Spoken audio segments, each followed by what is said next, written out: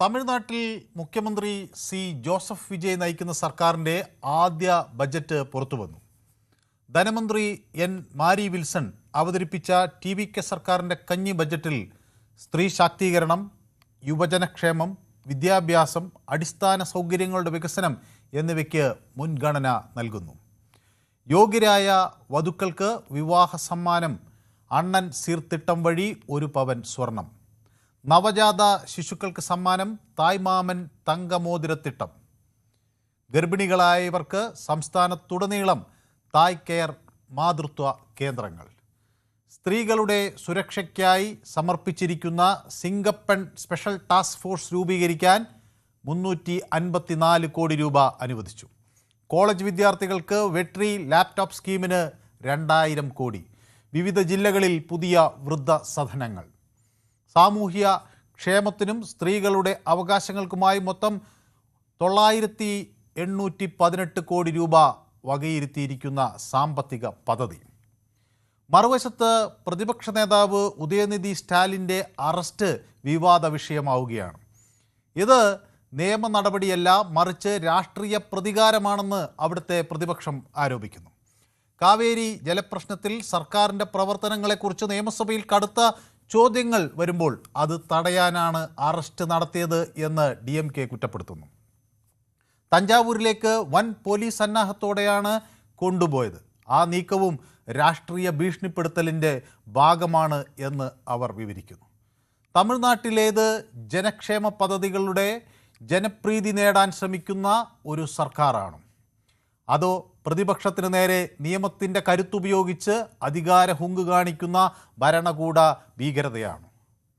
സ്ത്രീകളെ അപമാനിക്കുന്ന പരാമർശങ്ങൾക്കെതിരെ കർശന നടപടി സ്വീകരിക്കേണ്ടത് ഒരു ജനാധിപത്യ സർക്കാരിൻ്റെ ഉത്തരവാദിത്വമാണ്. അതാണോ നടന്നത്? അതോ നിയമം രാഷ്ട്രീയ എതിരാളികൾക്കെതിരെ മൂന്നാം മുറയായി ഉപയോഗിക്കുന്ന തരംതാണ നീക്കമാണോ? തമിഴ്നാട്ടിലെ ജനങ്ങൾ എങ്ങനെയാണ് ഈ സംഭവങ്ങളെ കാണുന്നത്? വാഗ്ദാനങ്ങൾ നടപ്പാക്കുന്ന ജനകീയ മുഖ്യമന്ത്രിയാണോ വിജയ്? അതോ വിമർശനങ്ങളെ കടുത്ത നടപടികളിലൂടെ നേരിടുന്ന അധികാര കേന്ദ്രീകൃത ഭരണാധികാരിയും? ജോസഫ് വിജയ് ജനഹൃദയങ്ങൾ കീഴടക്കുകയാണോ? അതോ അധികാര ദുരുപയോഗത്തിൻ്റെ ആശങ്കകൾക്ക് വഴിയൊരുക്കുകയാണോ? അതാണ് ന്യൂസ് 18 പൊതുവേദി ഇന്ന് ചർച്ച ചെയ്യുന്നത്. എല്ലാവർക്കും പൊതുവേദിയിലേക്ക് സ്വാഗതം.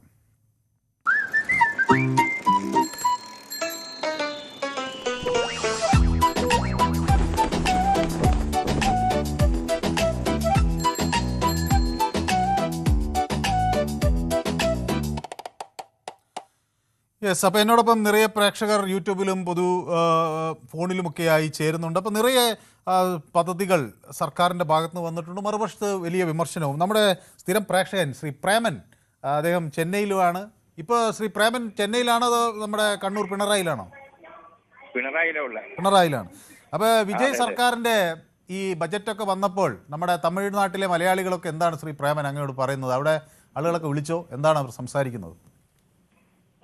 ബഡ്ജറ്റിനെ സംബന്ധിച്ച് ഞാൻ വ്യക്തമായിട്ട് മനസ്സിലാക്കിയില്ല. എന്നാലും ഈ പുതിയ ഗവൺമെന്റ് വന്നതിന് ശേഷം ഒരു പ്രതീക്ഷയുണ്ട് എന്നല്ലാതെ കണ്ട് ഇതുവരെ ഒന്നും ഒരു പദ്ധതി നടത്താനായിട്ട് കാണുന്നില്ല. 200 യൂണിറ്റ് കറണ്ട് ഫ്രീ ആണ് ഇപ്പോ.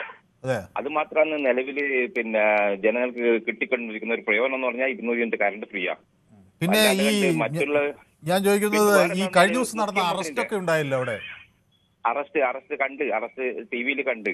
അതിന് എങ്ങനെയാണ് ആളുകൾ കാണുന്നത്? അതൊരു അധികാരത്തിന്റെ പ്രയോഗമായിട്ടാണോ, അതോ സ്ത്രീകൾക്ക് നേരെ ഇങ്ങനെ ഒരു വാക്കു പറഞ്ഞാൽ ഇങ്ങനെ ഒരു നടപടി ഉണ്ടാകും എന്ന ഒരു കൃത്യമായ സന്ദേശം നൽകലാണ്? ഇതെല്ലാം ഒരു വെറുതെ ഒരു ഷോ കാണിക്കാന്നല്ലാതെ കണ്ട് നിയമസഭയിൽ നമ്മൾ വിജയിന്റെ പ്രകടനം നമ്മൾ കണ്ടതല്ലേ. ഒരു ഷോ കാണിക്കാന്നല്ലാതെ കണ്ട് അതിൽ കമ്മിറ്റൊന്നും നമ്മൾ പിന്നെ വേറെ എന്താന്ന് ഇപ്പൊ ഒരു നമുക്ക് പൊതുവിൽ പറയാം. ഇപ്പൊ മുഖ്യമന്ത്രിന്റെ യാത്ര, മുഖ്യമന്ത്രി സാധാരണ ജനങ്ങൾ പോകുന്ന പോലെയാണ് പോകുന്നത്. കാരണം അത്രയും അകമ്പടിയൊന്നുമില്ല. എവിടെയും പോലീസ് ജനങ്ങളെ ദ്രോഹിച്ചുകൊണ്ടുള്ള പോക്ക് അങ്ങനെയൊന്നുമില്ല.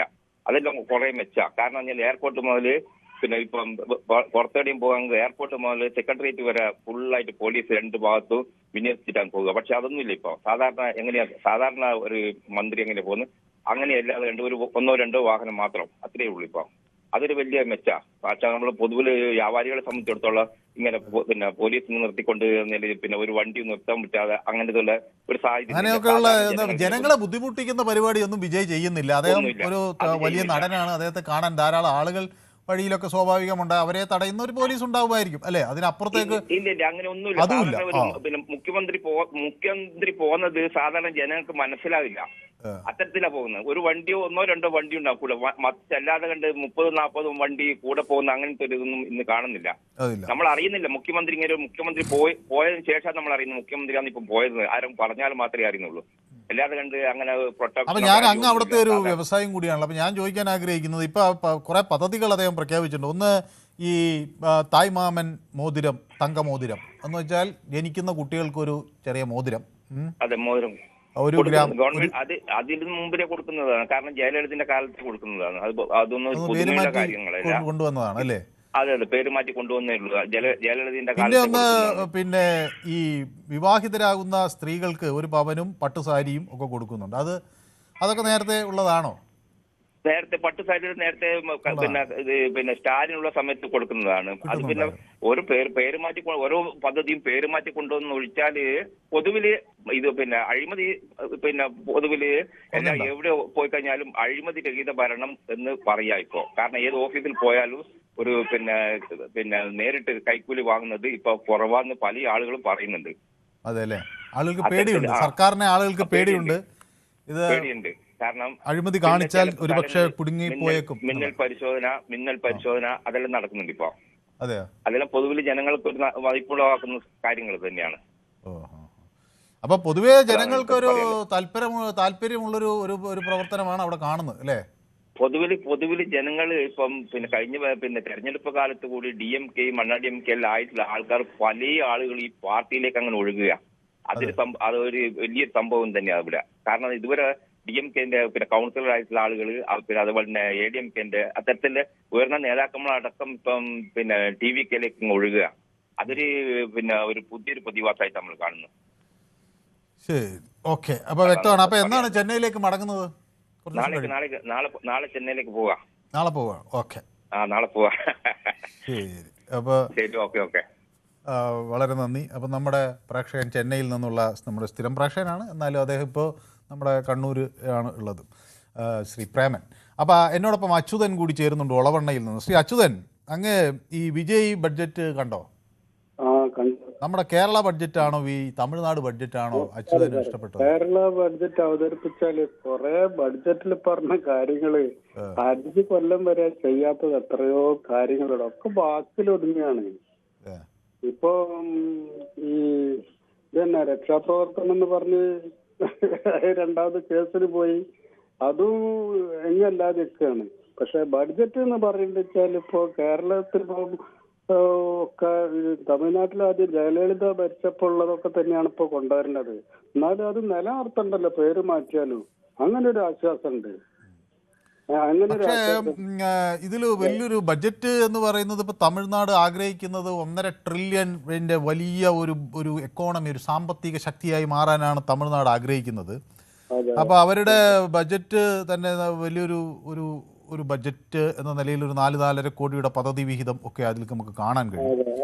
പക്ഷേ 4.5 ലക്ഷം കോടിയുടെ 4.5 ലക്ഷം കോടി രൂപയുടെ ആണ് ബഡ്ജറ്റ്.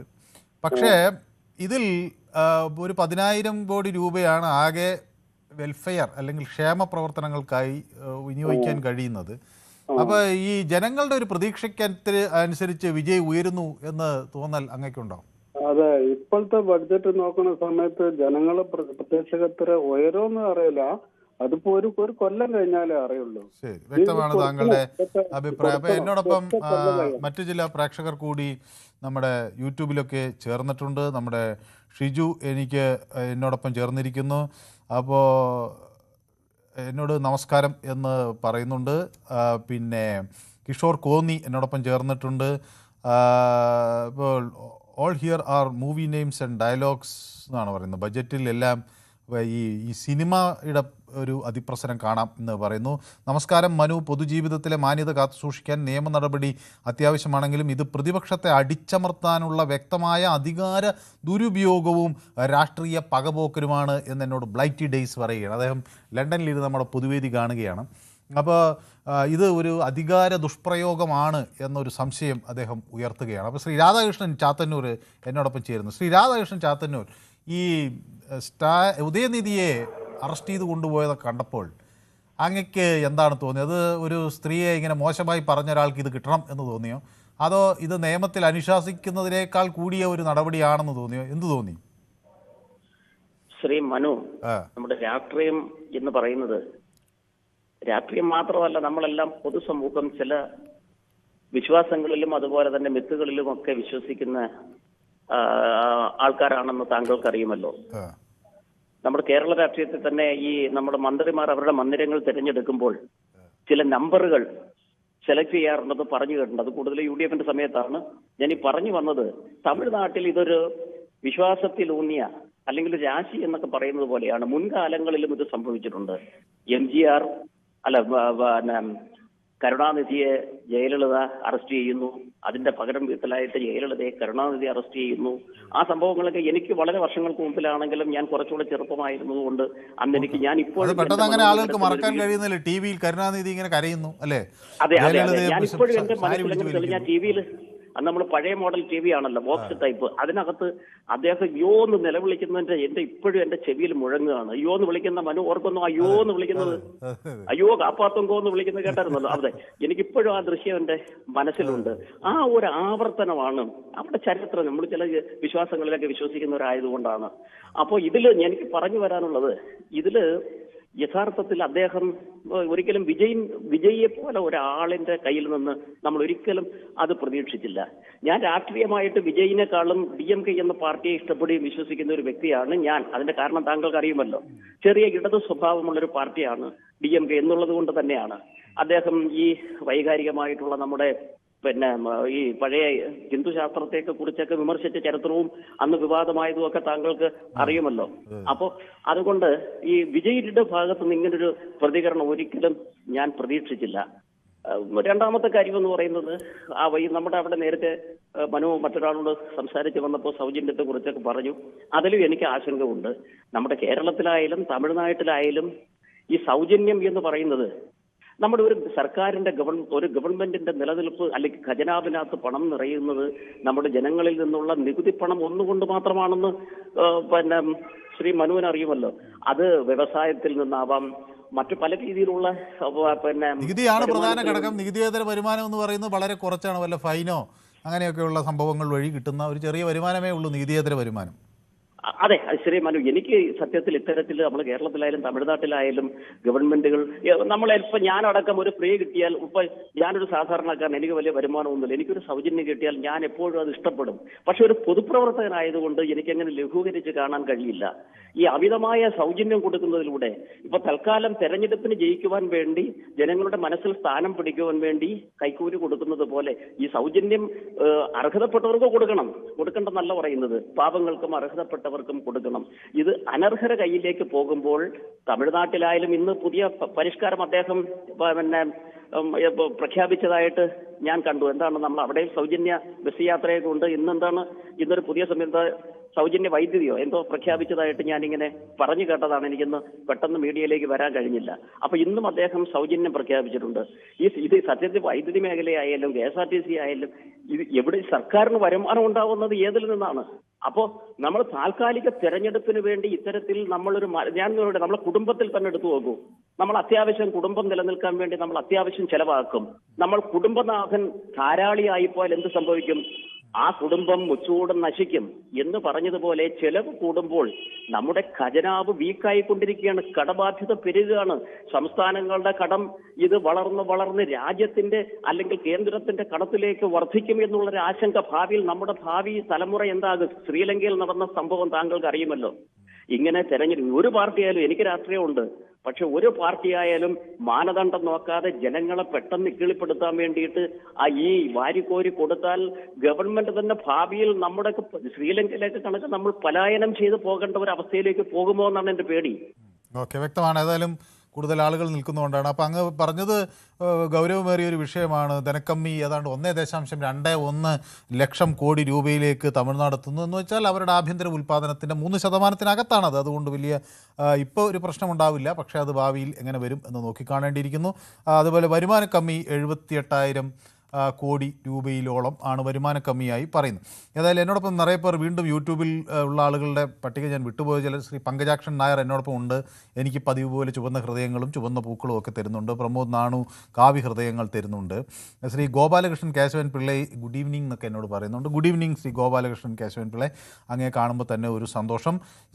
ചുവന്ന പൂക്കൾ എനിക്ക് ഷിജു അയക്കുന്നുണ്ട്. കിഷോർ കോന്നി ഹായ് എന്ന് പറയുന്നുണ്ട്. ശശിധരൻ പിള്ളയെ ഞാൻ കണ്ടില്ലല്ലോ എന്ന് നോക്കിക്കൊണ്ടിരിക്കുകയാണ്. അപ്പോൾ ഉണ്ട് ഹായ് നമസ്കാരം എന്ന് പറയുന്നു. തിരുവനന്തപുരത്ത് നേരെ ചെന്നൈയിലേക്ക് പോയല്ലോ എന്ന് സന്തോഷം. ശ്രീ ശശിധരൻ പിള്ള പറഞ്ഞുകൊണ്ടാണത്. കാരണം എല്ലാ ദിവസവും വി ഡി സതീശനെ കുറിച്ച് ചർച്ച ചെയ്യുന്നു എന്നൊരു ആരോപണം അങ്ങ് പറഞ്ഞപ്പോൾ ഞാൻ വിചാരിച്ചു എന്തെങ്കിലും ഇന്ന് നമുക്ക് തമിഴ്നാട് മുഖ്യമന്ത്രിയെക്കുറിച്ചൊന്ന് ചർച്ച ചെയ്യാം എന്ന്. അപ്പോൾ ശശിധരൻ പിള്ള പറയുന്നത് ഞാൻ കുറേയൊക്കെ വളരെ ഗൗരവത്തിലെടുക്കുന്നു എന്ന് ഇപ്പോൾ മനസ്സിലായില്ലേ.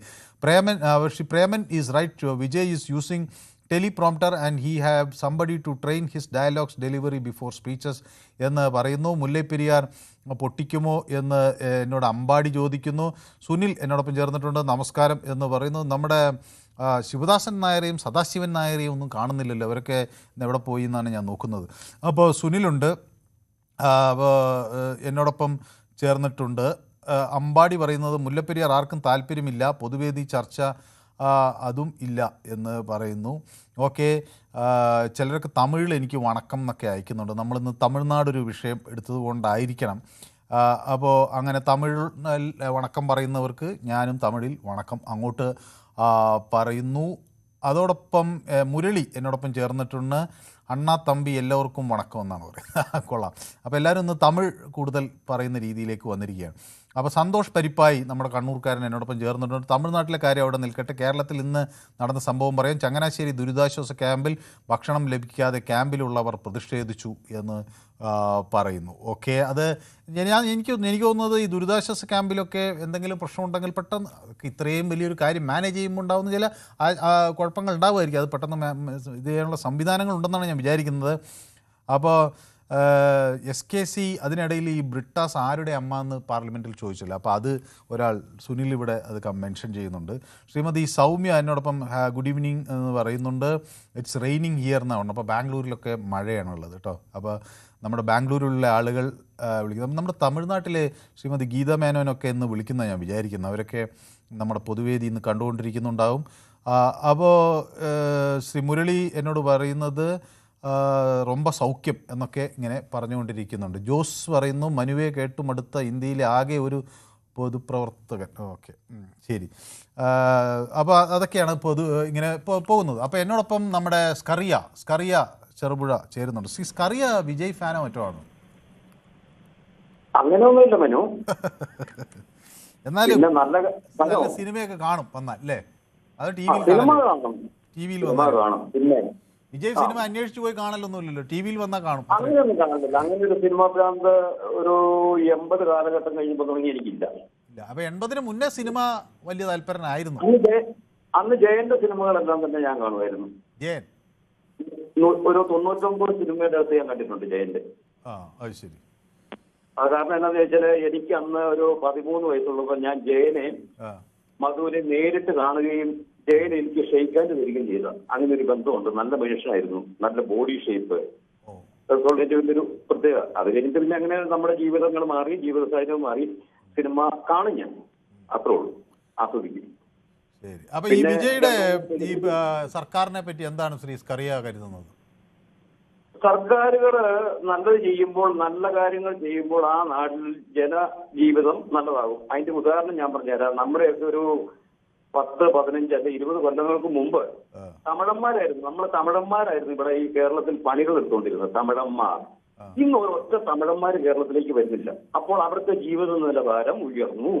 അല്ല, അതിലൊരു പ്രധാന ഘടകം നമ്മുടെ മൻമോഹൻ സിംഗിന്റെ കാലത്ത് നടപ്പിലാക്കിയ ഈ തൊഴിലുറപ്പ് പദ്ധതി അവരെ വലിയ തോതിൽ അവിടെ അത് ഗുണം ചെയ്തു തമിഴ്നാടിന് ആദ്യഘട്ടത്തിൽ.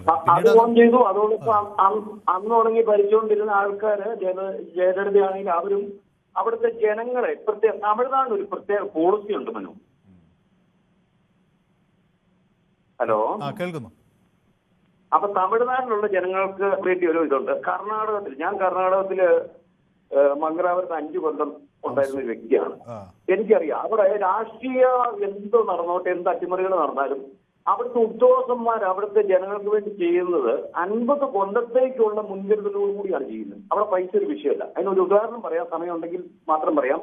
ഒരു എഞ്ചിനീയർ നമ്മളിവിടെ നീട്ടിയിടുന്നതിനേക്കാളും കഷ്ടമായ ഒരു ഉടുപ്പ് ഇട്ട് ഒരു ടേപ്പ് റോട്ടിൽ കല്ലെടുത്തിന്റെ അതിന്റെ അറ്റത്ത് വെച്ചിട്ട് വലിക്കുന്നു. അപ്പോൾ ഞങ്ങൾക്ക് ഇച്ചിരി മലയാളം അറിയാവുന്ന ഒരു ഗണേശൻ എന്ന് പറഞ്ഞ ഒരു കടക്കാരനുണ്ട്. അപ്പൊ ഞങ്ങൾ ചോദിച്ചു, ഈ പുള്ളിക്ക് ഭ്രാന്താണോ?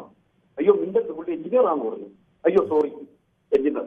അപ്പൊ പുള്ളി വന്നിട്ട് ഞങ്ങൾ ചോദിച്ചു, എന്താണ് സാർ ചെയ്യുന്നത്? ഈ റോഡ് ഞങ്ങൾ കോൺക്രീറ്റ് ചെയ്യാൻ പോവാം. അപ്പൊ നമ്മുടെ ഇവിടെ ആണെങ്കിൽ എഞ്ചിനീയർ പോയി വണ്ടിക്കാതിരിക്കും, അതിന്റെ പണിക്കാരൻ ടേപ്പ് പിടിക്കണം, അടക്കണം. പിറ്റേ ദിവസം തന്നെ അവിടെ അപ്പൊ ഒരടി നീളത്തിലൊരു 10 അടി നീളമുള്ള ഇങ്ങനെ ഇരുമ്പിന്റെ പ്ലേറ്റുകൾ അവിടെ കുറെ കൊണ്ടുവന്നിട്ടുണ്ട്. അത്ര മണ്ണ് ഈ റോട്ടിൽ നിന്ന് കുഴിച്ചു മാറ്റി ഈ എഞ്ചിനീയറുടെ നേതൃത്വത്തിൽ തന്നെ അവിടെ നിന്നുകൊണ്ട് പിറ്റേ ദിവസം അത് കോൺക്രീറ്റ് ചെയ്ത മണ്ണ് ലെവലിലാക്കി. പറഞ്ഞു വന്നത് പൊതുവെ ഈ അവിടുത്തെ പശ്ചാത്തല സൗകര്യമൊക്കെ വികസിക്കുമ്പോൾ അതിൽ കുറെ കൂടി ഒരു നല്ല പ്രവർത്തനമാണെന്ന് ഉറപ്പുവരുത്താനുള്ള ഒരു ശ്രമം അവിടെ ഉണ്ട് എന്നാണ് അങ്ങ് പറയുന്നത്. പിന്നെ അവിടെ ഒരു കോഴി ഫാം തുടങ്ങണമെങ്കിൽ ആ കോഴി ഫാമിന്റെ ലൈസൻസ് കൊടുക്കണമെങ്കിൽ ഈ വേസ്റ്റ് എവിടെ സംസ്കരിക്കുന്നു അവർ കണ്ട ശേഷം മാത്രമേ കൊടുക്കുള്ളൂ.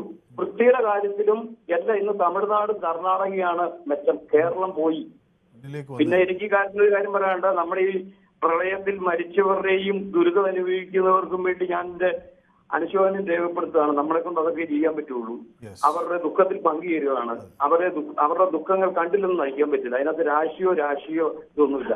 അല്ലാതെ രാഷ്ട്രീയ ഇത് പറഞ്ഞുകൊണ്ടിരുന്നിട്ട് കാര്യമില്ല. അവരെ സഹായിക്കാണ്ട് ഒരു മനസ്സ് നമ്മൾ കാണിക്കുക. അല്ലാതെ അവിടെ അത് ചെയ്തില്ല, കുടിവെള്ളം കിട്ടിയില്ല എങ്കിൽ ആ കുടിവെള്ളം കിട്ടിയില്ലെന്ന് ബോധ്യപ്പെടുന്നത് എനിക്കാണെങ്കിൽ ഞാൻ കൊണ്ടുപോയി കൊടുക്കാനായിട്ട് ബാധ്യസ്ഥനാണ്. നമ്മുടെ നാട്ടിന്റെ ഒരു പരിസരത്ത് ഒരു സംഭവം നടക്കാൻ നമ്മൾ കുറ്റം പറയാൻ നിൽക്കാതെ ആദ്യം തന്നെ അത് സഹായിക്കുക. പിന്നെ കുറ്റമൊക്കെ നമുക്ക് കുറച്ച് കഴിഞ്ഞ് പറയാം അല്ലേ? ശരി, അതല്ല അതിന്റെ ശരിയായ കാര്യമല്ലേ മനു? അവർക്ക് അവിടെ വെള്ളം കിട്ടിയില്ലേ? എന്നെ കൊണ്ട് ഇപ്പോൾ ഒരു 50 ലിറ്റർ വെള്ളം അവിടെ കൊണ്ട് കൊടുക്കാൻ പറ്റിയെങ്കിൽ അതാണ് ഏറ്റവും വലിയ പുണ്യം. അല്ലാതെ വെള്ളം കിട്ടിയില്ല, വെള്ളം കൊടുത്തില്ല എന്നല്ല. ശരി, ഓക്കെ. അപ്പോൾ വ്യക്തമാണ് താങ്കളുടെ അഭിപ്രായം. അപ്പോൾ ശ്രീമതി ഗീതാ മേനൻ എന്നോടൊപ്പം ചേരുന്നത് കോയമ്പത്തൂരിൽ നിന്നാണ്. ശ്രീമതി ഗീതാ മേനൻ, ഞങ്ങൾ ഇന്ന് തമിഴ്നാട് രാഷ്ട്രീയത്തെക്കുറിച്ച് ചർച്ച ചെയ്യുമ്പോൾ ശ്രീമതി ഗീതാ മേനോൻ്റെ ഒരു പ്രതികരണം വളരെ വിലപ്പെട്ടതാണ്. ഇപ്പോൾ വിജയ് കൊണ്ടുവന്ന ബജറ്റുണ്ട്, ഇന്നലെ നടന്ന അറസ്റ്റുമുണ്ട്. ഇത് രണ്ടും കൂടി ഒന്ന് താരതമ്യം ചെയ്യുമ്പോൾ എന്താണ് ശ്രീമതി ഗീതാ മേനോന് തോന്നുന്നത്? നമസ്കാരം മനു. നമസ്കാരം. So happy. തമിഴ്നാട്ടിലെ കാര്യങ്ങളാണെങ്കിൽ I belong to Palakkad. Okay, ഞാനിവിടെ certainly because ഞാനിവിടെ കോയമ്പത്തൂരായിട്ട് ഓൾമോസ്റ്റ് 20 years ആയി. തമിഴ്നാടിന്റെ ഒരു ഇന്നലെ ഉദയനിധി സ്റ്റാലിൻ ചെയ്തത് അൺഫർഗിവബിൾ. ഇതിന്റെ പ്രശ്നം എന്താ അറിയോ? ഇപ്പൊ ഒപ്പോസിഷനിൽ ഇരിക്കുന്ന ആളും ഒരു സിനി ഫീൽഡിൽ നിന്ന് CM സിനി ഫീൽഡിൽ നിന്ന്. അപ്പൊ ഇവര് കുറെയൊക്കെ at least Vijay is very careful. Stalin എന്താ ചെയ്യണമെന്ന് വെച്ചാൽ സെൻസേഷണൽ ആക്കാനായിട്ട് അങ്ങനെ ഒരു വൾഗാരിറ്റിയോടെയൊക്കെ ഒരു പബ്ലിക് ആയിട്ട് സംസാരിക്കാൻ പാടുണ്ടോ? ഒരിക്കലും പാടില്ല. ഒരു പൊതുപ്രവർത്തകൻ, ഒരു കലാകാരൻ ഒരിക്കലും ഒരു സ്ത്രീയെ പറ്റി ഇങ്ങനെ പറയാൻ പാടില്ല. പക്ഷെ ഞാൻ മറ്റൊരു കാര്യം കൂടി ചോദിച്ചോട്ടെ ശ്രീമതി ഗീതാ മേനോൻ. ഒരു പക്ഷേ ഇതിപ്പോ ഈ ചലച്ചിത്ര താരമല്ല, വേറെ ഒരു സ്ത്രീയെ കുറിച്ചായിരുന്നെങ്കിൽ ഇത്ര ശക്തമായി തമിഴ്നാട് സർക്കാർ അതിൽ ഇടപെടും എന്ന് താങ്കൾക്ക് തോന്നുന്നു? കുറെയൊക്കെ ഉണ്ട് കേട്ടോ. ഇവിടെ റെസ്പെക്ട് ഫോർ വിമൻ വളരെ ഇമ്പോർട്ടന്റ് ആണ്. ഞാനിവിടെ 20 years ആയി. 20 years ആയിട്ട് 20 അല്ല, അതിന് മുമ്പ് ഞാൻ പാലക്കാടിന് ദിവസം വന്നു പോയിരുന്നു. ഇവിടെ ഞാനൊരു കാര്യം പറയട്ടെ മനു, ആളോട് പറഞ്ഞാൽ വിശ്വസിക്കാൻ എനിക്കറിയില്ല. There is not a single misbehaviour. ഈ നമ്മൾ എത്ര ക്രൗഡഡ് ആയിട്ട് ഇപ്പൊ ഒരു എക്സിബിഷൻ ഗ്രൗണ്ടിൽ നമ്മൾ പോവാണെന്ന് കൂട്ടിക്കോളൂ, മിസ്ബിഹേവ് ചെയ്യുന്നത് വളരെ വളരെ വളരെ റെയർ ആണ്. ഒരു 1%. നമ്മുടെ നാട്ടിലത് പറയാൻ പറ്റുമോ മനു? പറയൂ. സ്ത്രീകളോട് കൂടുതൽ മാന്യമായി പെരുമാറുന്ന ഒരു ഇടമാണ് കോയമ്പത്തൂർ. അത് കോയമ്പത്തൂർ എനിക്കറിയാം, ഞാൻ അവിടെ പലതവണ പോയിട്ടുണ്ട്. അപ്പൊ എനിക്കും തോന്നിയിട്ടുള്ള ആളുകള് സ്വതവേ ഒരു മര്യാദക്കാരാണ്. അല്ല, അതെന്തറിയോ, റെസ്പെക്ട് ഫോർ വിമൻ. പൊതുവെ തമിഴർക്ക് ഇൻഡിവിജ്വൽ റെസ്പെക്ട് കൊടുക്കാൻ എത്ര വലിയ ആളാണെങ്കിൽ അവര് സർ എന്ന് വിളിക്കാൻ അവർക്കൊരു മടിയില്ല മനു, മടിയില്ല. അതൊന്ന്. രണ്ടാമത്, സ്റ്റാലിൻ ചെയ്തത് അൺഫോർഗിവബിൾ. ഇതില് വിജയം ആസ് എ CM പെട്ടെന്ന് ഹേസ്റ്റി ആയിട്ട് ഒരു അറസ്റ്റ്, അതും സെൻസേഷണൽ ആക്കാനാണ്.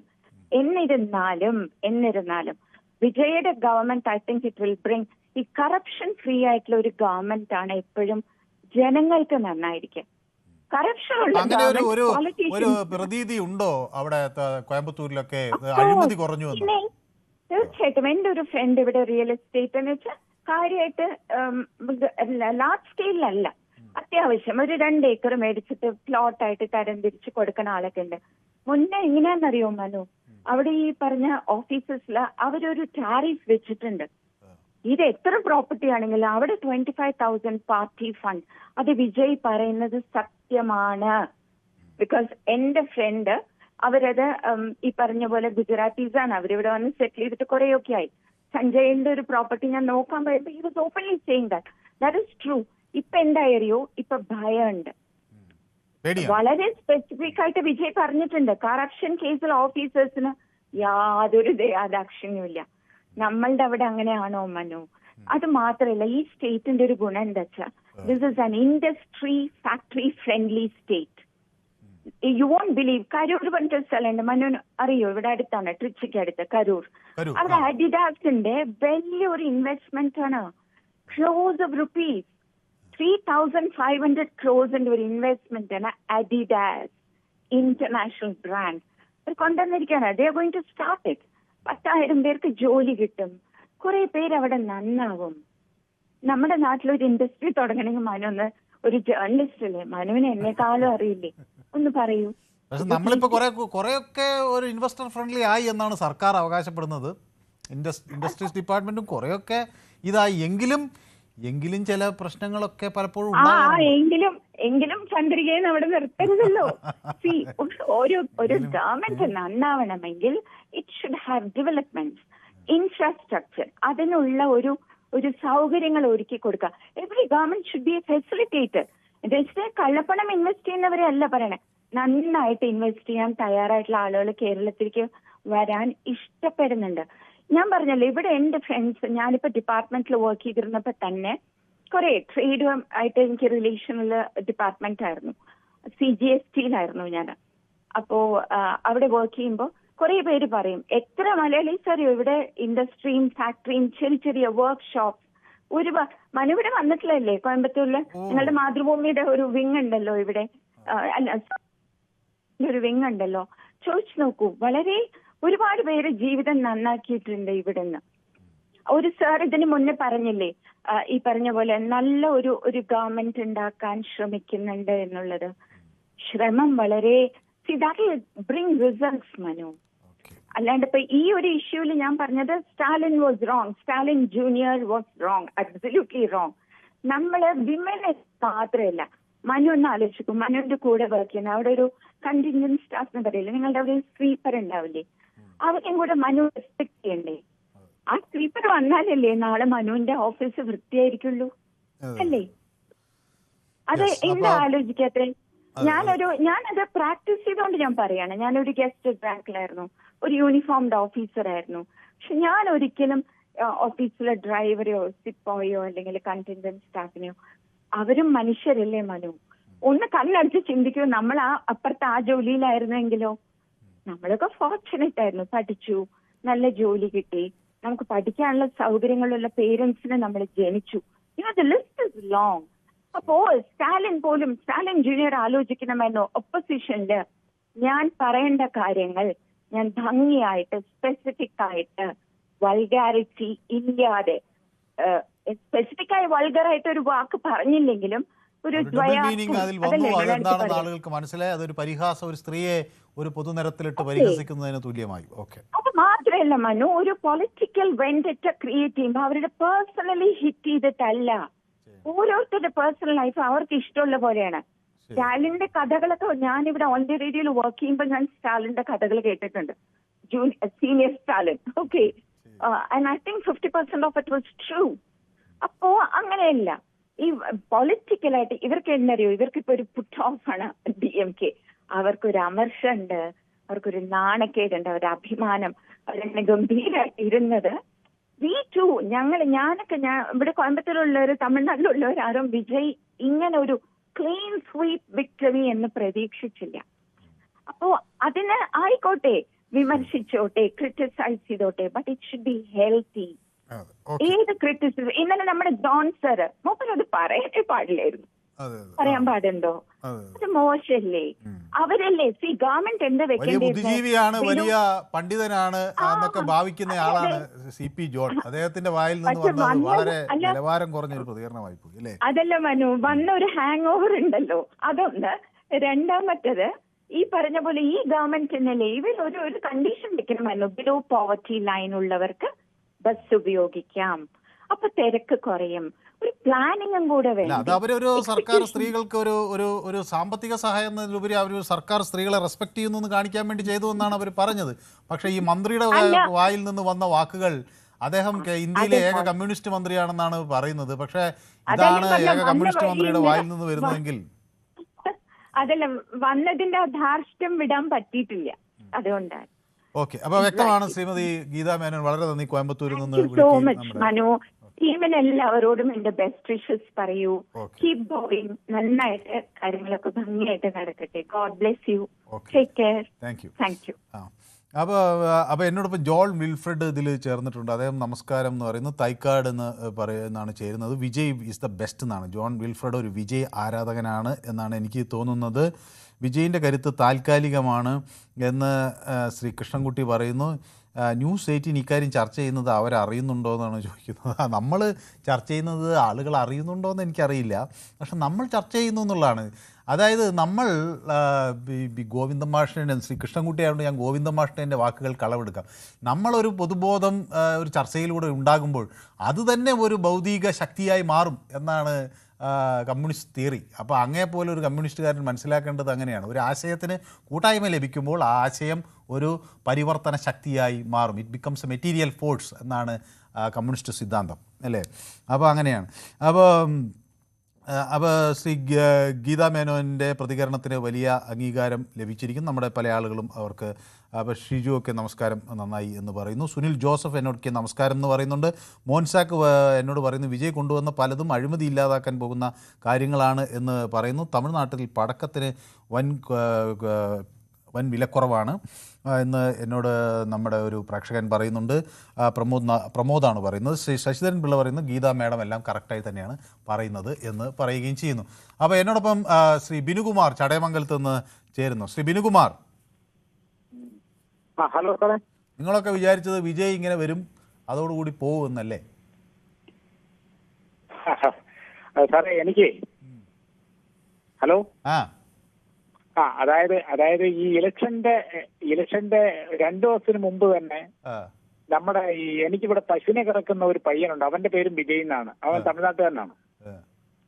അത് ഇലക്ഷന്റെ അന്ന് രാവിലെ അവൻ പോയി വോട്ട് ചെയ്തിട്ട് രാത്രി ഒരു 12 മണിക്ക് തിരിച്ചു വെച്ചിട്ട് പിറ്റേന്ന് രാവിലെ വന്നപ്പോ എന്നോട് അവൻ പറഞ്ഞത് വിജയ് അധികാരത്തിലെത്തുമെന്നാണ്. അതായത് അവനത് മനസ്സിലായി. പക്ഷെ അപ്പോഴും 2 ദിവസം മുമ്പുള്ള എക്സിറ്റ് പോളിൽ പറഞ്ഞ 25 MLA-മാരെയാണ് വിജയ്ക്ക് പറഞ്ഞിരിക്കുന്നത്, പോളിൽ പറഞ്ഞിരിക്കുന്നത്. അപ്പൊ ഇത് ഞാൻ ചോദിക്കുന്നത്, ഈ ജനപ്രീതി വർദ്ധിക്കുകയാണ് വിജയ്ക്ക് എന്നാണോ അങ്ങ് കരുതുന്നത്?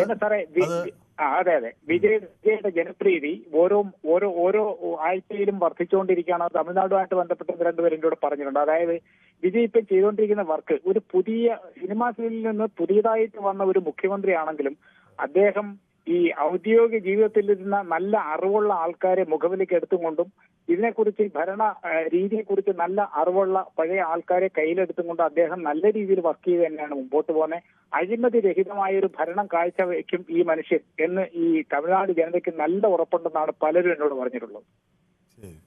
ഓക്കെ, വ്യക്തമാണ് താങ്കളുടെ അഭിപ്രായം. അപ്പോൾ എന്നോടൊപ്പം സന്തോഷ് കാസർഗോഡും ചേരുന്നുണ്ട്. സന്തോഷ്, ഈ തമിഴ്നാട്ടിൽ വിജയ് ഒരു കരുത്തനായി മാറുകയാണ്. MGR-നെ പോലെ, അല്ലെങ്കിൽ ആ ഒരു കാലഘട്ടത്തിൽ പിന്നെ ആന്ധ്രയിൽ ഉണ്ടായിരുന്ന NTR-നെ പോലെ ഒക്കെ വിജയും തമിഴ്നാട്ടിൽ ഒരു കരുത്തനായി മാറുകയാണ്. കരുത്തനായി മാറി വാഗ്ദാനങ്ങളും ഇതൊക്കെ നിറവേറ്റുമ്പോഴുള്ള ശ്രദ്ധിക്കേണ്ട ഒരു കാര്യം, നമ്മളെ കടം എവിടെ എത്തിച്ചേരുന്നു. ഇത് കൊടുക്കുന്നത് ഇവരെ സ്വന്തം പോക്കറ്റിൽ നിന്നാണ് ഞാൻ കൊടുത്തോ? ഇല്ല. ഒരു മുഖ്യമന്ത്രിയോ ഒരു മന്ത്രിയോ ഒരു മന്ത്രിപദവിയും കൊടുക്കൂല, സ്വന്തം പോക്കറ്റിൽ നിന്നാണ്. കടം കയറിയാലും കുഴപ്പമില്ല. ലാസ്റ്റ് ഈ ഇവിടെ കടമെടുക്കുന്ന വിദേശ രാജ്യത്തു നിന്നും നമ്മളെ വന്ന് ഭരിക്കേണ്ട ഒരു അവസ്ഥയിലേക്ക് ഇന്ത്യ മാറും. പിന്നെ ഇപ്പം ഈ ഉദയനിധി സ്റ്റാലിനെ അറസ്റ്റ് ചെയ്തു. വേറെ എത്ര സ്ത്രീകൾക്ക് വന്നു കഴിഞ്ഞാൽ ഈ അറസ്റ്റ് ഉടനടി ഉണ്ടാവും? ഇത് ഒരു സെലിബ്രിറ്റി ആയതുകൊണ്ട്, വിജയുടെ അടുത്തൊരാളായതുകൊണ്ട് അതല്ലേ ഉണ്ടായിരുന്നത്. ഒരു താല്പര്യത്തിനപ്പുറത്ത് അത് സാധാരണ ഒരു സ്ത്രീക്ക് ഇങ്ങനെ സംഭവിക്കുമ്പോൾ ഒരു സ്ത്രീക്ക് എത്ര സ്ത്രീകൾ അവിടെ അനുഭവിക്കുന്നുണ്ട് സാർ? എത്ര അറസ്റ്റ് വരുന്നുണ്ട് അവിടെ? ഒന്നും ഉണ്ടാവില്ല. പിന്നെ വിജയുടെ ടീം ഇപ്പൊ ചെയ്യും. കാരണം ഇവരിപ്പോ അധികാരത്തിലേറിയതുള്ളൂ. ഈ പൊളിറ്റിക്സിലേക്ക് വന്ന് ഇത്രേ ആയുള്ളൂ. കാരണം കറപ്ഷൻസ് ഇല്ല. നാളെ ഇവർ 5 വർഷം ഇവരുടെ അഴിമതികൾ വരുമ്പോൾ ഇവർ തമ്മിൽ ടൈപ്പ് ആവും. നമ്മൾ കേരളത്തിൽ വന്നല്ലേ, കോൺഗ്രസ് ആയാലും പിന്നെ CPM ആയാലും മാർക്സിസ്റ്റ് ആയാലും ഉള്ളത്. കാരണം ഇവരെല്ലാം ഒത്തുതീർപ്പിലേക്ക് വരും. കാരണം രണ്ടാക്കും കുറ്റം പറയാൻ പറ്റത്തില്ല. നീ 5 വർഷം കേട്ടോ, ഞാൻ 5 വർഷം നോക്കും, അങ്ങോട്ടും ഇങ്ങോട്ടും ഇല്ല. അതല്ലേ അവസ്ഥ. പിന്നെ CP ജോണിന്റെ എനിക്ക് വലിയ തെറ്റൊന്നും പറയാനല്ല. CP ജോണിന്റെ വാക്ക് പറഞ്ഞില്ലേ, CP ജോൺ പറഞ്ഞാൽ വലിയൊരു ഇതൊന്നും ഞാൻ പറയുന്നില്ല. കാരണം ഈ പിന്നെ ഗവൺമെന്റ് ചെയ്യുന്ന ഒരു പ്രവൃത്തിയുണ്ട്. അതായത് ഒരു മാനദണ്ഡം വെക്കണമായിരുന്നു. ഇന്ന ആൾക്കാർക്ക് അതിൽ കയറാൻ പാടുള്ളൂ, ഇത്ര ശമ്പളം കിട്ടുന്ന ഗവൺമെന്റ് ജോലിക്കാർക്ക് കൊടുക്കേണ്ട ആവശ്യമില്ല എന്നൊരു 60 വയസ്സിന് മുകളിലുള്ള ആയിക്കോട്ടെ, ഇല്ലെങ്കിൽ ഒരു ടെക്സ്റ്റൈൽ ഷോപ്പിൽ പോകുന്നവരായി അങ്ങനെയുള്ളവർക്കെല്ലാം അതിലൊരു കൊടുത്തൊരു മാനദണ്ഡം കൊടുക്കുക. സർക്കാരിന്റെ തെറ്റല്ലേ? എല്ലാം കൊടുത്തു കഴിഞ്ഞതിന് ശേഷം പിന്നെ അത് കയറുന്ന ആളെ കുറ്റം പറയുന്നതിൽ കാര്യമുണ്ടോ? ഇല്ല, അതാ ഞാൻ പറഞ്ഞത്. മാനദണ്ഡം വെക്കണമായിരുന്നു. പക്ഷെ CP ജോൺ പറഞ്ഞത് അയാളൊരു ഇതിലായി പറയുന്നു. നമുക്ക് തന്നെ അറിയാം. പിന്നെ ഇന്നോവ കാറിൽ വന്ന് ഗവൺമെന്റ് ഹോസ്പിറ്റലിൽ വന്ന് പിന്നെ ഷുഗറിന്റെ മരുന്ന് മേടിച്ച് അപ്പുറം വലിയ സ്റ്റാർ ഹോട്ടലിൽ പോയി ബിരിയാണി കഴിക്കുന്ന ടീമുകളുണ്ട്. ഇപ്പൊ ഈ സ്കൂൾ കുട്ടികൾ തന്നെ സമരം അതിലെന്താ തെറ്റ്? സന്തോഷം, ഞാൻ അറിയാൻ ചോദിക്കാം, അത് വലിയ തെറ്റാണോ? അല്ല ഞാൻ പറയുന്നത്, നമ്മളെ തെറ്റല്ല പറയുന്നത്. നമ്മൾ ഈ കേരളത്തിലെ ഈ ജനങ്ങളുടെ ഒരു ഇതുണ്ട്. ജനങ്ങള് മറ്റുള്ളവരുടെ അവസ്ഥ മനസ്സിലാക്കാണ്ട് ചെയ്യുന്ന കാര്യങ്ങളുണ്ട്. നമ്മള് ഇപ്പൊ നമുക്ക് ലാഭങ്ങളൊക്കെ ഒരു സർക്കാർ ഇപ്പൊ ഞാൻ പറയുന്നത്, ഒരു സർക്കാർ ആ നാട്ടിലെ കുട്ടികൾക്ക് സൗജന്യ വിദ്യാഭ്യാസം കൊടുക്കും, പണക്കാരൻ്റെ പാവപ്പെട്ടവനെ കിട്ടെ, അതൊരു സർക്കാരിന്റെ ഉത്തരവാദിത്തമായി കാണുന്നതിന് എന്തിനാണ് നമ്മളത് പാവപ്പെട്ടവന് അല്ലെങ്കിൽ പണക്കാരൻ? സർക്കാരിന്റെ ഉത്തരവാദിത്തമാണ് കുട്ടികൾക്ക് നല്ല വിദ്യാഭ്യാസം കൊടുക്കുക. ഇപ്പൊ ഞാൻ എപ്പോഴും സർക്കാർ ആശുപത്രിയിലാണ് ചികിത്സയ്ക്ക് പോകാറുള്ളത്. അപ്പോൾ എനിക്ക് വലിയ സാമ്പത്തിക ബുദ്ധിമുട്ടുണ്ടായത് കൊണ്ടൊന്നും അല്ല, കൂടുതൽ സർക്കാർ ആശുപത്രിയിലാണ് പ്രധാനമായി പോകാറ്. ഞങ്ങൾക്ക് ഇവിടെ വലിയ ഇൻഷുറൻസ് പ്ലാനൊക്കെ ഉണ്ട് ഇവിടുത്തെ എംപ്ലോയീസിനൊക്കെ. പക്ഷേ നമ്മൾ അത് സർക്കാർ ആശുപത്രിയിൽ പോകുന്നതിന് 2 കാര്യങ്ങളാണ്. ഒന്ന്, അവിടെ അനാവശ്യമായി കുറേ മരുന്നുകൾ നമ്മുടെ തലയിൽ അടിച്ചേൽപ്പിക്കില്ല എന്നൊരു ഉത്തമ വിശ്വാസം നമുക്കുണ്ട്. അതുകൊണ്ട് കൂടിയാണ് അവിടെ പോകുന്നത്. അങ്ങനെയാണ്. അതൊക്കെ ശരിയാണ് സാർ. പിന്നെ നമ്മൾ അതുപോലെയാണ് സ്വകാര്യ സ്കൂളിൽ പോകുക എന്ന് പറയുന്നത്. ചില ആളുകൾ സർക്കാർ സ്കൂളുകൾ, ഇപ്പം ഞാൻ സർക്കാർ സ്കൂളാണ് എൻ്റെ മോനെ തിരഞ്ഞെടുത്തത്. അതിൻ്റെ കാരണം എന്താണെന്ന് വെച്ചാൽ ആ സർക്കാർ സ്കൂളിൻ്റെ ഒരു സംവിധാനത്തിൽ ആളുകൾ വളരുമ്പോഴാണ് അവർക്കൊരു നമുക്ക് എന്താണ് നമ്മുടെ നാടിൻ്റെ ഒരു രീതി എന്ന് മനസ്സിലായി. ഇത് നമ്മളല്ലാതെ വേറൊരു സ്കൂളിൽ പോകുന്നവർ ഞാൻ കുറ്റം പറയുന്നില്ല. പക്ഷെ ഞാനിങ്ങനെ എൻ്റെ മകൻ വളരണം എന്നാഗ്രഹിക്കുന്നു. ചിലർ അവർ ടൈ കെട്ടി ഷൂട്ട് അങ്ങനെ പോകണം എന്നാഗ്രഹിക്കുന്ന, ഒരു എലീറ്റ് ക്ലാസ് ആയി വരണം എന്നാഗ്രഹിക്കുന്നവരുണ്ടാകും. ഞാൻ എൻ്റെ മകൻ സാധാരണക്കാരുടെ കൂടെ ഇടപഴകി അങ്ങനെ വളരണമെന്ന് ആഗ്രഹിക്കണം. അപ്പം ഇതൊക്കെ അല്ലെങ്കിൽ ഒരു സർക്കാരിൻ്റെ ഉത്തരവാദിത്തമാണ് ഒരു വിദ്യാർത്ഥിക്ക് സൗജന്യമായി വിദ്യാഭ്യാസം കൊടുക്കുക എന്നുള്ളത്. അത് പണം ഉണ്ടോ ഇല്ലയോ എന്നുള്ളതൊക്കെ രണ്ടാമത്തെ ആവശ്യമാണ്. അതൊരു ഇൻവെസ്റ്റ്മെന്റ് ആണ്, അതൊരു ഔദാര്യമല്ല. സർക്കാരിൻ്റെ ഒരു ഇൻവെസ്റ്റ്മെന്റ് ആണ്. ഒരാൾക്ക് വിദ്യാഭ്യാസം കൊടുക്കുമ്പോൾ ആ വ്യക്തി നാളെ ഈ സർക്കാരിലേക്ക് തിരിച്ചു കോൺട്രിബ്യൂട്ട് ചെയ്യുന്നൊരു സാഹചര്യം ഉണ്ടാകും, അല്ലെങ്കിൽ അത് ഉണ്ടാകില്ല. അതാണ് അതിലെ കാര്യം. അപ്പോൾ വിദ്യാസമ്പന്നനായ ഒരു മനുഷ്യനെ സൃഷ്ടിക്കുക, ആരോഗ്യസമ്പന്നനായ ഒരു മനുഷ്യനെ സൃഷ്ടിക്കുക എന്നത് സർക്കാരിൻ്റെ ഒരു ഇൻവെസ്റ്റ്മെൻ്റ് ആണ് എന്ന് ചിന്തിക്കുന്നിടത്താണ് നമ്മൾ ഇത്തരം ആശയങ്ങളുമായി വരുന്നത്. അപ്പോൾ അതിന് പകരം ഇത് എന്തോ ഒരു വോട്ട് കിട്ടാനുള്ളൊരു തന്ത്രമാക്കി ഒരു വശത്ത് വെച്ചു, മറുവശത്ത് എന്നിട്ട് അത് ആളുകൾ ഉപയോഗിക്കുമ്പോൾ ഇതാ കണ്ടോ ഇവരൊന്നും ഇങ്ങനെ ഒരു സൗജന്യം കൊടുക്കുന്നു എന്ന് പറയുമ്പോഴേക്കും ഇതാ ഓടിക്കറി വരുന്നു എന്ന് പറഞ്ഞ് അവർ അധിക്ഷേപിക്കുക. അപ്പോൾ അതായത് ഇതൊരു കാഴ്ചപ്പാടില്ലാത്ത തരത്തിലേക്കാണ് ഈ മന്ത്രി ഉണ്ടായത്. ഇതേ ഒരു കമ്മ്യൂണിസ്റ്റുകാരനാണെന്നാണ് പറയുന്നത്. സാർ, ഞാൻ അതാണ് പറഞ്ഞത്. നമ്മൾ കേരളത്തിന്റെ അവസ്ഥയും കൂടെ മനസ്സിലാക്കിയിട്ട് വേണം ഇങ്ങനത്തെ വാഗ്ദാനങ്ങൾ കൊടുക്കാൻ. അതുകൂടെ മനസ്സിലാക്കണം. നമ്മൾ കേരളത്തിന്റെ വരുമാനം എന്താണ്, നമുക്ക് കിട്ടുന്ന നികുതി എന്താണ്, ഇതൊക്കെ ആയിരിക്കല്ലേ. ഇപ്പൊ 54 ലക്ഷം രൂപ 8 ലക്ഷം ആൾക്കാർ കയറുന്നുണ്ട്, 14 ലക്ഷം ആൾക്കാരെ കയറുന്നത് അല്ലേ. ഇപ്പൊ സൗജന്യം കൊടുക്കുമ്പം ഒരു മാനദണ്ഡം വെക്കണമായിരുന്നു. അത് നിർബന്ധമായും വെക്കേണ്ടതാണ്. കാരണം ഈ സമയം അതിക്രമിച്ചുകൊണ്ട് നമ്മൾ ആ വിഷയമല്ലല്ലോ ചർച്ച ചെയ്യുന്നത്, അതുകൊണ്ടാണ്. ഒറ്റ കാര്യം കൂടെ, ഇന്ന് ചങ്ങനാശ്ശേരിയിലെ വിഷയം വന്നത് ഇപ്പൊ നേരത്തെ ഒരു കമന്റ് വന്നിട്ടുണ്ടായിരുന്നു. ആ ചങ്ങനാശ്ശേരിയിലെ വിഷയത്തിൽ ഞാൻ ചോദിക്കട്ടെ സാർ, ഒരു ഇത്രയും വലിയ പ്രശ്നം നടക്കുമ്പോൾ ചില ബുദ്ധിമുട്ടുകൾ വരാം. അവരെ ഒരു കോമ്പൗണ്ടിൽ ഉള്ള തന്നെ 2 അപ്പുറത്തെ ഇപ്പുറത്തെ ബിൽഡിങ്ങിലാണ് ഭക്ഷണം വെക്കുന്നത്. ഇവരപ്പുറം പോയി കഴിക്കേണ്ടതേ ഉള്ളൂ. പിന്നെ കിടപ്പ് രോഗികൾ ഉള്ളതുകൊണ്ട് പോയില്ല എന്ന് പറഞ്ഞു. ഞാൻ ചോദിക്കട്ടെ, വീട്ടിൽ കിടക്കുന്ന രോഗി അടുക്കളയിൽ പോയില്ലല്ലോ ഭക്ഷണം എടുക്കുന്നത്.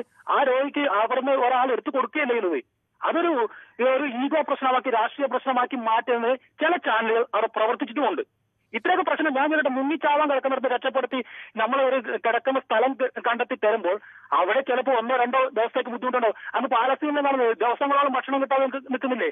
ഇപ്പൊ ചൂരൽമലയിൽ അന്ന് ഒരു ഇത് വന്ന സമയത്ത് രക്ഷപ്പെട്ട് വന്ന 2 പവൻ സ്വർണം കാണുന്നില്ലാന്ന്. 400-500 ആള് മണ്ണിനടി കിടക്കുമ്പം രക്ഷപ്പെട്ടവൻ വന്ന പറയാ എന്റെ സ്വർണം കാണുന്നില്ലാന്ന്. അങ്ങനെയുള്ള മനോഭാവമുള്ളവരാണ് ഈ മലയാളികൾ. ഒരു 70% അവര്. ശരി. അപ്പോൾ നമ്മുടെ അപ്പോൾ ശ്രീ എന്നോടൊപ്പം ചേർന്നിട്ടുള്ള പല ആളുകളും ഗീതാ മേനോൻ്റെ പ്രതികരണത്തെ വളരെയധികം പ്രശംസിക്കുന്നുണ്ട്. ജയകുമാർ അത് നല്ല ഒരു പ്രതികരണമായിരുന്നു എന്ന് പറയുന്നു. അതോടൊപ്പം തന്നെ സുനിൽ കുമാർ അത് നല്ല ഒരു പ്രതികരണമായിരുന്നു അവരുടെ ഭാഗത്തുനിന്ന് ഉണ്ടായത് എന്ന് പറയുന്നു. ശ്രീ മുരളീധരനെ കാണാനില്ലെന്ന് ശ്രീ ശശിധരൻ പിള്ള പറയുന്നു. ഞാനും അത് നോക്കുന്നു. നമ്മുടെ MN മുരളീധരൻ നായർ ഇങ്ങോട്ട് പോയി. അദ്ദേഹം എൻ്റെ ഒരു ഊർജ്ജമാണ്, അദ്ദേഹത്തെ കാണാനില്ല. ഗീതാ മേനോൻ ചേച്ചിക്ക് ഒരു ഹ്യൂജ് റെസ്പെക്റ്റ് കൊടുക്കുന്നു എന്ന് ഷിജു എനിക്ക് എഴുതുന്നു. കേരളത്തിൽ വ്യവസായം തുടങ്ങുക, ഫൈനൽ ലൈസൻസ് 3 വർഷത്തിനുള്ളിൽ എടുത്താൽ മതി. വ്യവസായ സൗഹൃദത്തിൽ കേരളം 1ാം സ്ഥാനത്തുനിന്ന് കേന്ദ്രം നൽകിയത് ശ്രീമതി ഗീതാ മേനോൻ ഓർക്കണം എന്ന് പറയുന്നു. മനു അത് തിരുത്തണമായിരുന്നു എന്ന് പറയുന്നു. അത് കേന്ദ്രത്തിൻ്റെ അവാർഡും അംഗീകാരമൊക്കെ ഞാൻ സമ്മതിച്ചു. പക്ഷേ ആളുകൾ വ്യവസായം തുടങ്ങാത്തതെന്ത് എന്നൊരു ചോദ്യമാണ് അവിടെ അവശേഷിക്കുന്നത്. അങ്ങനെ വലിയ തോത്, കാരണം ഇത്രയും വലിയ വർക്ക് ഫോഴ്സുള്ള ഇൻ്റലിജൻ്റായ വർക്ക് ഫോഴ്സുള്ളൊരു നാട്ടിൽ എന്തുകൊണ്ട് വ്യവസായം വരുന്നില്ല? നമ്മൾ അതിലൊക്കെ മുന്നിലാണ് എന്ന് പറയുമ്പോഴും ശ്രീ കൃഷ്ണൻകുട്ടി അതിനുള്ള അങ്ങനെ മുന്നിലാണെന്നല്ല അത് ശരിക്കും അതിൻ്റെ ഗ്രാഫ് വന്നത്. അതായത് അതിനു വേണ്ടിയുള്ള ശ്രമങ്ങൾ നടത്തുന്നതിൽ മുന്നിലാണെന്നാണ്. അപ്പോൾ ഏറ്റവും സൗഹൃദ സംസ്ഥാനമായി കേരളം എന്ന് പറയാൻ പറ്റില്ല. അതിനുവേണ്ടി നടത്തിയ ശ്രമങ്ങൾ നല്ലതായിരുന്നു എന്നാണ് പറഞ്ഞത്. എന്ന തരത്തിലാണ് അതിന് റാങ്കിങ് വന്നത്. അപ്പോൾ വിജയ് കൊണ്ടുവന്ന പലതും അഴിമതി ഇല്ലാതാക്കാൻ പോകുന്ന കാര്യങ്ങളാണെന്ന് എന്നോട് മോൻസാക്ക് പറയുന്നു. അപ്പോൾ എന്നോടൊപ്പം ഡോക്ടർ MP മണി ചേരുന്നു. അധികാരത്തിലെത്തുന്നവർ ആജ്ഞാപിക്കുന്നവരും അവരെ അധികാരത്തിലെത്തിച്ചവർ അനുസരിക്കുന്നവരുമായി മാറുന്ന കേരളത്തിലെ രാഷ്ട്രീയ മാറുകയാണ് കേരളത്തിലെ രാഷ്ട്രീയ ഭരണ സംവിധാനങ്ങളെന്ന് ഡോക്ടർ MP മണി പറയുന്നു. VD സതീശൻ പറയുന്ന നേരല്ലാത്ത കാര്യങ്ങൾ ചർച്ച ചെയ്യാൻ ഒരു ദിവസം മാറ്റിവെക്കണം. 1000 കോടിയുടെ ടാറ്റ കപ്പൽ കേന്ദ്രം, ഇന്നത് വ്യവസായിയെ കാണാൻ പോയ ഹെലികോപ്റ്റർ യാത്ര, ഇങ്ങനെയൊക്കെയുള്ള കാര്യങ്ങളെപ്പറ്റി ചർച്ച ചെയ്യണമെന്നാണ് ശ്രീ AK കൃഷ്ണൻകുട്ടിയുടെ അഭിപ്രായം. രാജി രജി എന്നോട് പറയുന്നത് നാളെ ആലപ്പുഴയ്ക്ക് അവധിയുണ്ടോ. ആളുകൾ ഇങ്ങനെ ഇതാണ് അവധി ഈ ഉച്ചയാകുമ്പോഴേക്ക് ചോദിച്ചു തുടങ്ങി. അപ്പം നമ്മളൊരു 8 മണിയാകുമ്പോഴാണ് ഇതിൻ്റെ അന്തിമ അലേർട്ട് വരുന്നത്. അപ്പോഴേ അവധി നമുക്ക് നോക്കാം. രാജി ഇങ്ങനെ എപ്പോഴും അവധിയെക്കുറിച്ച് ഇങ്ങനെ ആലോചിക്കാതെ നമുക്ക് നമ്മളുടെ നാടിൻ്റെ രാഷ്ട്രപിതാവ് നമ്മളോട് പറഞ്ഞ് പ്രവർത്തിക്കൂ അല്ലെങ്കിൽ മരിക്കൂ എന്നാണ്. ഡു ഓർ ഡൈ എന്ന് പറഞ്ഞ ഒരു രാഷ്ട്രപിതാവിൻ്റെ നാട്ടിലിരുന്ന് നാളെ അവധിയുണ്ടോ എന്നിങ്ങനെ നോക്കേണ്ട കാര്യമില്ല. അവധി ഉണ്ടാവും, നോക്കാം നമുക്ക്. ശിവയ്ക്കും അറിയേണ്ടത് നാളെ അവധിയുണ്ടോ എന്നാണ്. ശിവ എല്ലാം 8 മണിയാകുമ്പോഴേ നമുക്ക് അറിയുള്ളൂ. രാഹുൽ ഗാന്ധിയെ ഇന്ത്യ സഖ്യത്തിന് നേതൃസ്ഥാനത്ത് നിന്ന് മാറ്റി വിജയിയെ പ്രതിഷ്ഠിച്ചാൽ 2029 ലോക്സഭയിൽ ഭൂരിപക്ഷം നേടി ഭരണത്തിലെത്താനാകും എന്ന് എന്നോട് പ്രസാദ് KV പറയുന്നു. വനിതാ പ്രധാനമന്ത്രിയെ തൃഷമാറിയെന്ന് പ്രമോദ് നാണു പരിഹസിക്കുന്നു. കേരളത്തിൽ ഒരുപാട് കാര്യങ്ങൾ ചർച്ച ചെയ്യാനുണ്ട്, അത് മറന്നു കളഞ്ഞിട്ട് തമിഴ്നാട്ടിലെ കാര്യം എന്തിനാണ് ഇവിടെ ചർച്ച ചെയ്യുന്നതെന്ന് സുജിമോൻ കുട്ടൻ എന്നോട് ചോദിക്കുന്നു. അപ്പോൾ കേരളത്തിലെ കാര്യങ്ങൾ ഞാൻ കഴിഞ്ഞ കുറച്ച് ദിവസം ചർച്ച ചെയ്തു. അപ്പോൾ എന്നും ഈ വിഷയമാണോ ചർച്ച ചെയ്യുന്നതെന്ന് കുറേ ആളുകൾ. അപ്പോൾ ഇങ്ങനെ പല അഭിപ്രായങ്ങൾ വരും. അപ്പോൾ തൽക്കാലം നമ്മൾ ഇന്ന് ഈ വിഷയം ചർച്ച ചെയ്യില്ല. നമ്മൾ തമിഴ്നാട് നമുക്ക് പ്രധാനപ്പെട്ടത് തന്നെ. ചങ്ങനാശ്ശേരി കാര്യം ഞാൻ പറഞ്ഞപ്പോൾ മനു ലഘൂകരിച്ചു. സന്തോഷ് കാസർഗോഡ് കൃത്യമായി കാര്യങ്ങൾ പറഞ്ഞു. അവിടുത്തെ MLA ഒരു മാധ്യമപ്രവർത്തകനെ വെല്ലുവിളിക്കുന്ന അവസ്ഥയിൽ കാര്യങ്ങൾ എത്തി എന്ന് സന്തോഷ് പരിപ്പായി പറയുന്നു. ഓക്കെ. സതി ബാബുരാജ് എന്നോട് പറയുന്നു ഗീതാ മേനോൻ്റെ പ്രതികരണം വളരെ നന്നായി എന്ന തരത്തിലുള്ള ഒരു വാക്കാണ് അവരുടെ അടുത്ത് നിന്ന് വന്നത്. അപ്പോൾ സന്തോഷ് കുമാർ എന്നോട് കേരളം എന്ന് പറഞ്ഞ് കണ്ണീര് ഒലിപ്പിക്കുകയൊക്കെ ചെയ്യുന്നുണ്ട്. ഓക്കെ. ശ്രീ സലീം എന്നോടൊപ്പം ചേരുന്നത് മലപ്പുറത്തു നിന്നാണ്. ശ്രീ സലീം നമസ്കാരം. നമസ്കാരം. ശ്രീ സലീം വിജയ് ഫാനാണോ? ഞാൻ വിജയ് ഫാൻ എന്ന് പറഞ്ഞാൽ എനിക്ക് ഇഷ്ടപ്പെട്ടതാണ്, വളരെ ഇഷ്ടപ്പെട്ടതാണ്. പക്ഷേ മുഖ്യമന്ത്രിയായ വിജയാണോ ഇഷ്ടം, സിനിമാ നടനായ വിജയാണോ? സിനിമാ നടനായ വിജയൻ തീർച്ചയായിട്ടും. മുഖ്യമന്ത്രിയായ പോരെ?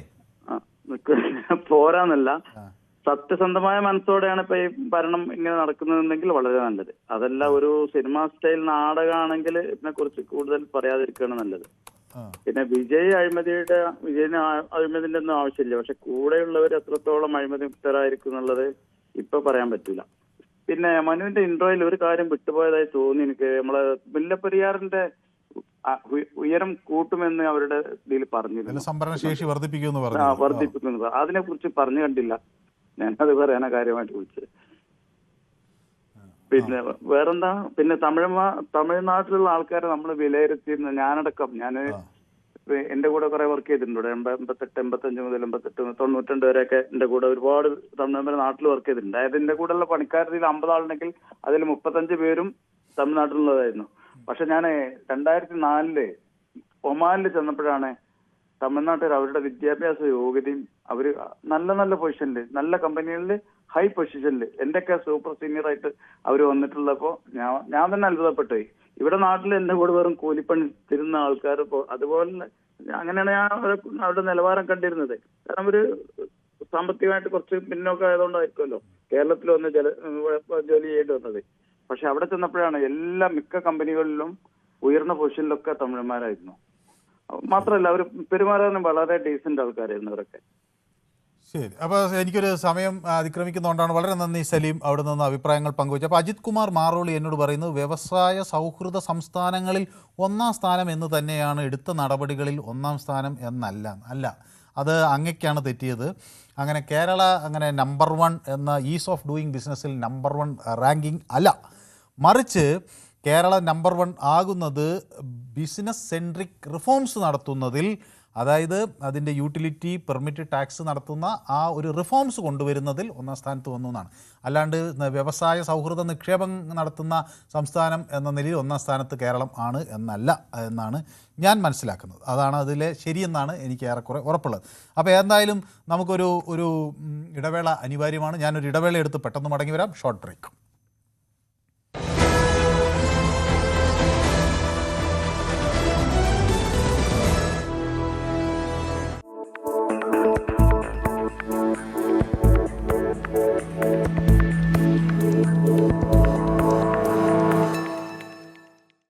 മഴ പെയ്യുന്ന ഒരു സായാഹ്നം, ഹൈവേയിലൂടെ സുഖകരമായ ഒരു യാത്ര. കാറിനുള്ളിൽ നേരിയ സംഗീതം പ്ലേ ചെയ്യുന്നുണ്ട്. മഴത്തുള്ളികൾ വിൻഷീൽഡിൽ വന്ന് പതിക്കുന്ന താളത്തിനൊപ്പം വാഹനം സുഗമമായി മുന്നോട്ട് കുതിക്കുന്നു. പെട്ടെന്ന് യാതൊരു മുന്നറിയിപ്പുമില്ലാതെ നിങ്ങളുടെ വാഹനത്തിന്റെ സ്റ്റിയറിംഗ് വല്ലാതെ ഭാരം കുറഞ്ഞതായി നിങ്ങൾക്ക് അനുഭവപ്പെടുന്നു. ഒരു കളിപ്പാട്ട കാർ ഓടിക്കുന്നത് പോലെ വളരെ ലാഘവത്തോടെ സ്റ്റിയറിംഗ് തെന്നി മാറുന്നു. ബ്രേക്ക് ചവിട്ടിയാലും വാഹനം നിൽക്കുന്നില്ല. പകരം നിയന്ത്രണം പൂർണ്ണമായും നഷ്ടപ്പെട്ട് ഒരു തെന്നി നീങ്ങലിലേക്ക് വാഹനം വഴിമാറുന്നു. ഏതൊരു വിദഗ്ധനായ ഡ്രൈവറെയും ഭയപ്പെടുത്തുന്ന, ജീവൻ പണയം വെക്കേണ്ടി വരുന്ന ഈ ഭയാനകമായ ചില സെക്കൻഡുകളെയാണ് ഹൈഡ്രോപ്ലേനിംഗ് അഥവാ അക്വാപ്ലേനിംഗ് എന്ന് വിളിക്കുന്നത്. ഒരു സാധാരണ മഴക്കാല ഡ്രൈവിങ്ങിനെ വലിയൊരു ദുരന്തത്തിലേക്ക് നയിക്കാൻ കെൽപ്പുള്ള ഈ ശാസ്ത്രീയ പ്രതിഭാസത്തെക്കുറിച്ച് ഓരോ ഡ്രൈവറും നിർബന്ധമായും അറിഞ്ഞിരിക്കേണ്ടതുണ്ട്. നിരത്തുകളിൽ ഒരു വാഹനം മുന്നോട്ട് കുതിക്കുന്നതും നമ്മൾ ഉദ്ദേശിക്കുന്നിടത്ത് കൃത്യമായി ബ്രേക്ക് ചെയ്ത് നിർത്താൻ കഴിയുന്നതും സ്റ്റിയറിംഗ് ഉപയോഗിച്ച് വളവുകൾ തിരിയുന്നതുമെല്ലാം വാഹനത്തിന്റെ യാന്ത്രിക സംവിധാനങ്ങളുടെയും എഞ്ചിന്റെയും മാത്രം കഴിവുകൊണ്ടല്ല. ഇതിനെല്ലാം ആധാരം ടയറും റോഡും തമ്മിലുള്ള ഘർഷണം അഥവാ ഫ്രിക്ഷനാണ്. മിനുസമുള്ള ഒരു തറയിൽ എണ്ണയൊഴിച്ചാൽ നമുക്ക് നടക്കാൻ കഴിയാത്തത് എന്തുകൊണ്ടാണെന്ന് ചിന്തിച്ചിട്ടുണ്ടോ? അവിടെ നമ്മുടെ പാദങ്ങളും തറയും തമ്മിലുള്ള ഘർഷണം പൂർണ്ണമായും നഷ്ടപ്പെടുന്നു. ഇതേ ഭൗതിക ശാസ്ത്രം തന്നെയാണ് ഹൈഡ്രോപ്ലേനിങ്ങിലും സംഭവിക്കുന്നത്. മഴയത്ത് റോഡിൽ വെള്ളം കെട്ടി നിൽക്കുമ്പോൾ വേഗത്തിൽ വരുന്ന വാഹനത്തിന്റെ ടയറിനും റോഡിനുമിടയിൽ ആ വെള്ളം ഒരു നേരിയ പാളിയായി രൂപാന്തരപ്പെടുന്നു. സാധാരണഗതിയിൽ ടയറുകളിലെ ചാലുകൾ അഥവാ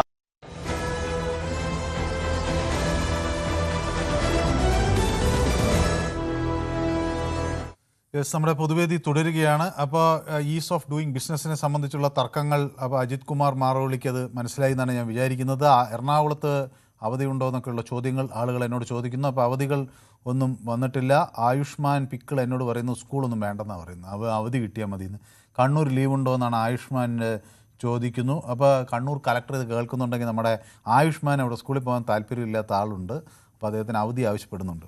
സന്തോഷ് കുമാർ എന്നോട് പറയുന്നു കേരളം ഭരണം മോശമാണ് എന്ന് പറയുന്നു. മനുവിന് ഫോൺ ചെയ്തിട്ട് കിട്ടുന്നില്ല എന്ന് എനിക്കൊരു പ്രേക്ഷകൻ മോൻസാക്ക് കമൻ്റ് ഇടുന്നു. അപ്പോൾ കിട്ടിയില്ലെങ്കിൽ അങ്ങക്ക് അത് എന്തുകൊണ്ടാണെന്ന് എനിക്കറിയില്ല, കുറേ പേർ വിളിക്കുന്നുണ്ടായിരിക്കണം. ഏതായാലും കിട്ടുന്നില്ലെങ്കിൽ അങ്ങക്ക് ഇത് ഇതിൽ കമൻറ്റ് ചെയ്യാം, ഞാനിത് ഇവിടെ വായിക്കുകയും ചെയ്യാം. ശ്രീ അരവിന്ദാക്ഷൻ കോവളത്ത് നിന്നാണ് വിളിക്കുന്നത്. ശ്രീ അരവിന്ദാക്ഷൻ. നമസ്കാരം. നമസ്കാരം സാർ. ശ്രീ അരവിന്ദാക്ഷന് ഇന്നലത്തെ ഈ അറസ്റ്റും ഒക്കെ ഇന്നത്തെ വിജയയുടെ പ്രഖ്യാപനങ്ങളൊക്കെ കേട്ടപ്പോൾ തമിഴ്നാടിൻ്റെ മുഖ്യമന്ത്രി എന്ന നിലയിൽ വിജയെ 10-ൽ എത്ര മാർക്ക് കൊടുക്കാൻ തോന്നി? അതിപ്പോ മാർക്ക് കൊടുക്കാനുള്ള സമയമൊന്നും ആയില്ല. അതില്ല, വിജയ ഭരണത്തിലേറി 2 മാസം കഴിഞ്ഞതല്ലേ ഉള്ളൂ. അതെ. അപ്പോൾ പിന്നെ ഉദയനിധിമാരനെ കിട്ടേണ്ടത് തന്നെയാണ്. കിട്ടേണ്ടതായിരുന്നു.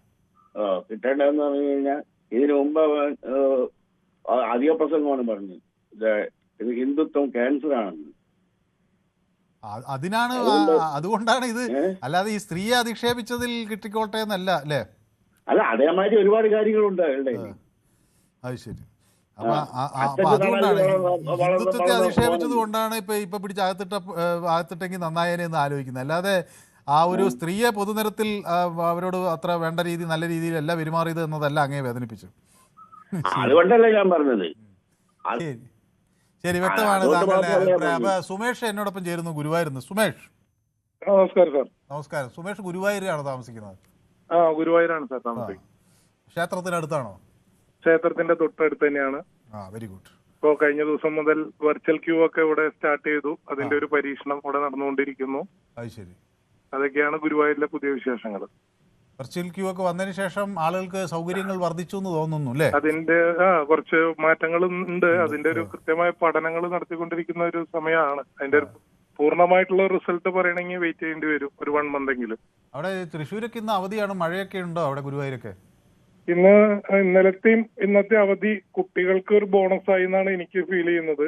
കാരണം മഴ ഉണ്ടായിട്ടില്ല, കാലാവസ്ഥ പൊതുവെ തെളിഞ്ഞതാണ്. എന്തുകൊണ്ടാണ് കേരളത്തിലെ കാലാവസ്ഥ പ്രവചനത്തിന് ഇത്തരത്തിലുള്ള അബദ്ധങ്ങൾ പറ്റുന്നത് എന്നുള്ളതും നമുക്ക് സംശയമുണ്ട്. 50 കിലോമീറ്ററിൽ വേഗതയിൽ കാറ്റടിക്കുന്നൊക്കെ പറഞ്ഞ് ഒരുപാട് ആശങ്കയിലായിരുന്നു ആളുകൾ, ഒരുപാട് തയ്യാറെടുപ്പിലായിരുന്നു. കുറച്ചും കൂടി കാര്യക്ഷമമായിട്ട് കാലാവസ്ഥ നിരീക്ഷകര് ശ്രദ്ധിക്കണം എന്നുള്ള ഒരു അഭിപ്രായം എനിക്കുണ്ട്. ശരി. അപ്പോൾ ഞാൻ ചോദിച്ചു വന്നത് തമിഴ്നാട്ടിലെ രാഷ്ട്രീയം ശ്രീ സുമേഷ് നിരീക്ഷിക്കുമ്പോൾ എന്ത് തോന്നുന്നു? അവിടുത്തെ ഈ ഇന്നത്തെ പ്രഖ്യാപനങ്ങളും അവരുടെ ഇതുമൊക്കെ നമ്മുടെ കേരളത്തിലും ഇതുപോലെയൊക്കെ കിട്ടണമെന്നാണ് ആഗ്രഹിക്കുന്നത്, അത് തെറ്റായൊരു മാർഗമാണെന്നാണോ വിചാരിക്കുന്നത്? തമിഴ്നാട്ടിലെ രാഷ്ട്രീയം നമ്മളിപ്പോ വിജയിയുടെ പുതിയ ഒരു ഭരണത്തെ കുറിച്ചിട്ട് വിലയിരുത്തുകയാണെങ്കിൽ സത്യത്തിൽ അതിനൊരു മാർക്ക് ഇടാനുള്ള ഒരു സമയം ആയിട്ടില്ല എന്നുള്ളതാണ് എൻ്റെ ഒരു അഭിപ്രായം. കേവലം ഒരു നവജാത ശിശുവിന്റെ ദിവസങ്ങളോളം ഒരു പേരിടൽ പ്രായം കൂടി ആവാത്തൊരു സംവിധാനമാണ് വിജയുടെ പുതിയ ഭരണം എന്നാണ് എനിക്ക് തോന്നുന്നത് പേഴ്സണലി. പക്ഷെ എങ്കിലും എനിക്ക് അദ്ദേഹത്തിന് ഇപ്പൊ നേരത്തെ ഒരു സുഹൃത്തിനോട് മാർക്ക് ഇടുന്നതിനെ കുറിച്ച് ചോദിക്കുകയാണെങ്കിൽ ഞാൻ ഒരു 9 മാർക്ക് വരെയാണ് കൊടുക്കാൻ ആഗ്രഹിക്കുന്നത്. മലയാളി എന്നുള്ള നിലയ്ക്ക് അദ്ദേഹത്തിന്റെ മുല്ലപ്പെരിയാർ വിഷയത്തിൽ എടുത്തിട്ടുള്ള ഒരു നിലപാടിനോട് മാത്രമാണ് ഒരു മലയാളികൾക്ക് വിയോജിപ്പ് തോന്നാനുള്ള സാഹചര്യമുള്ളൂ. അതിന് ഇവിടുത്തെ മാധ്യമങ്ങൾ കൂടി കൂടുതൽ അദ്ദേഹത്തെ മനസ്സിലാക്കി ഇരു സംസ്ഥാനങ്ങളും കൂടി ചേർന്ന് അതിനൊരു പുനർനിർമ്മാണമോ പുനർചിന്തനമോ ആവശ്യമാണെങ്കിൽ ആ രീതിയിലേക്കാണ് കൊണ്ടുവരേണ്ടത് എന്നുള്ളതാണ് എൻ്റെ ഒരു അഭിപ്രായം. അല്ലാതെ കേരളം തമിഴ്നാടും തമ്മിൽ ഞങ്ങൾ തൃശ്ശൂർക്കാര് പറയുന്നത് പോലെ തിരുവമ്പാടി പാറമേക്കാവ് തമ്മിലുള്ള ഒരു കോമ്പറ്റീഷൻ പോലെ ആക്കി മാറ്റാതെ അതിനെ ഏറ്റവും നല്ല രീതിയിൽ ഇരു സംസ്ഥാനങ്ങളിലെയും രണ്ട് ഭൂമിശാസ്ത്രപരമായിട്ടുള്ള ഒരു വേർതിരിവ് മാത്രമേ നമുക്കുള്ളൂ. രണ്ടും ഒരേ സ്വഭാവമുള്ള സംസ്ഥാനങ്ങളാണ്, ഒരുപാട് സൗഹാർദ്ദമുള്ള സംസ്ഥാനങ്ങൾ എന്നുള്ള നിലയ്ക്ക് അതിനെ കൊണ്ടുവരാൻ പ്രത്യേകിച്ച് ന്യൂസ് 18 പോലുള്ള മാധ്യമങ്ങൾ കൂടുതൽ ശ്രദ്ധിക്കണം എന്നുള്ള ഒരു അഭിപ്രായമാണ് എനിക്ക് പറയാനുള്ളത്. Okay, thank you so much. അപ്പം ഗുരുവായൂരിൽ നിന്ന് സുമേഷാണ് പ്രതികരിച്ചത്. അപ്പോൾ ആയുഷ്മാന് ഈ സ്കൂൾ വേണ്ട, സ്കൂൾ എങ്ങനെയെങ്കിലും ഒന്ന് ഒഴിവാക്കി തരണമെന്ന് പറഞ്ഞ് എനിക്ക് കമൻറ്റ് അയച്ചുകൊണ്ടേ ഇരിക്കുകയാണ്. അപ്പോൾ കണ്ണൂർ കലക്ടറോട് ഇത് നമുക്ക് അപേക്ഷിക്കാൻ, ഞാനും ആയുഷ്മാന് വേണ്ടി പറ്റുമെങ്കിൽ അദ്ദേഹത്തിന് അവിടെ ഒരു അവധി കൊടുക്കണം, അല്ലെങ്കിൽ ആയുഷ്മാൻ്റെ സ്കൂളിലെ ടീച്ചർ ആരെങ്കിലും ഇത് നോക്കുന്നുണ്ടെങ്കിൽ ആയുഷ്മാൻ നാളെ ഒരു അവധി കൊടുക്കണമെന്നാണ് ഞാൻ പറയുന്നത്. പക്ഷേ അത് ഒരു നല്ല ശീലമല്ല ആയുഷ്മാൻ ഇങ്ങനെ എപ്പോഴും അവധി എടുക്കുന്നത്.